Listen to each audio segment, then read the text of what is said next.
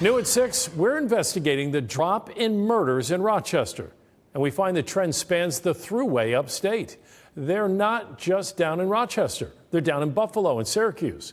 So Chief Investigative Reporter Berkeley Breen set out to find out why. Burke, you're live outside RPD. What's the answer?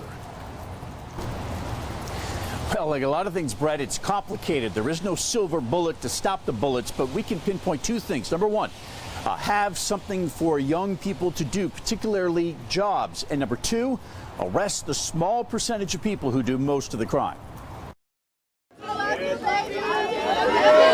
This was the balloon launch for Zanaya Barr. She was 14 and gunned down in a crowd last week. Once I got to her house, I seen detectives. My heart dropped because I basically already knew that that was my daughter. Barr is one of 9 people murdered in Rochester this year. But take a moment and look at this. In 2021, our city had 1 murder every 4 days. Now, it's 1 every 24 days.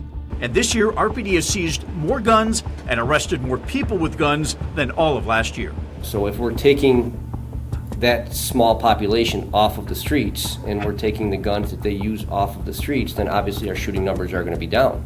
And it has a special unit that investigates shootings where the victims survive. It's arrested 60 this year. Do you think that contributes to the drop in murders? I think it certainly helps. This is happening along the Thruway. In Syracuse, in 2021, 1 murder every 12 days. Now, 1 every 24 days. In Buffalo, 1 murder every 5 days. Today, 1 every 31 days. The fix is more than police work. The ones that's really, really high risk, we deal with daily, every day. Billy Webster's son was murdered in Buffalo. Now he runs Back to Basics Ministries. They look for kids at risk and get them jobs. Get up, they go to school, and then they go back to work again after school.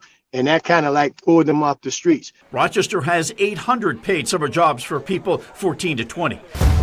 And the police jailed more than 100 people for murders in the last 2 years. I think what you're suggesting is that they might be likely to do it again. Oh, yes. If they were out there.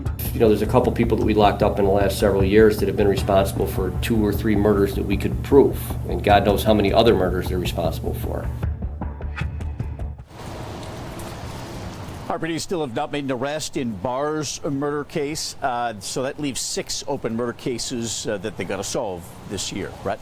All right, Burke, thank you. We asked the head of major crimes to name one thing that reduces crime that we don't know about. His answer involves you. You can watch it in this story at